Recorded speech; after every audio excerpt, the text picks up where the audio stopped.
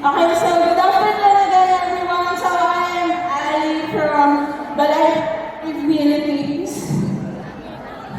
So, next slide tayo. Nasaan muna yung mga invited fans dyan? Okay, so ano yung mga Balay, Philippines official fan club ng Free Betty sa Pilipinas. So, ito po yung social media account namin. We only have X po as of now. Pero, we'll see kung meron kami or magkakaroon kami ng Facebook account or other social media accounts. So, next slide po. Ayun, so, bali kami po yung nag-handle ng mga fan-making projects since 2024. So, ito po yung mga projects namin noong 2024. Next slide po. Ito naman po yung fan projects namin noong 2025. So, next slide po. Okay, so, hindi lang po kami for fan projects. Tumutulong din po kami sa mga voting donations ng Green Becky.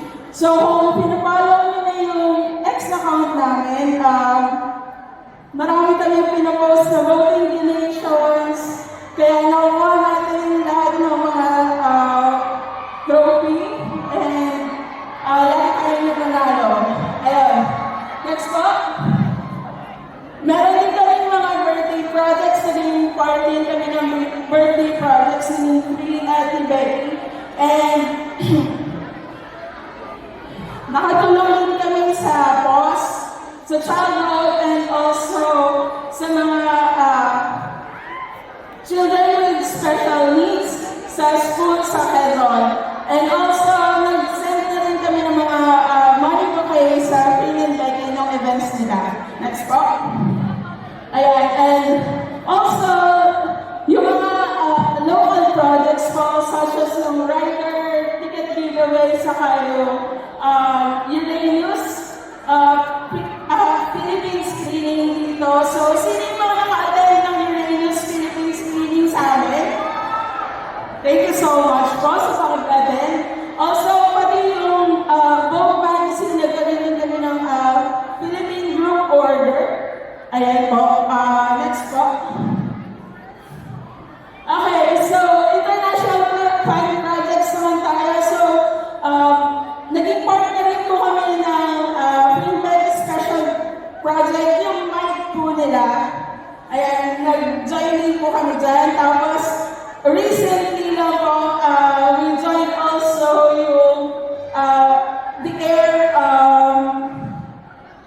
ads sa Bangkok. So, meron kami sa MRT, sa BTS, Tuk-Tuk, saka sa Don Mueang Airport sa BKK po. Ayan, so hindi lang sa local and international, we also try to support them sa Bangkok mismo. So, we attended the Uranus premiere, the Infinity, also the Becky's birthday, and also the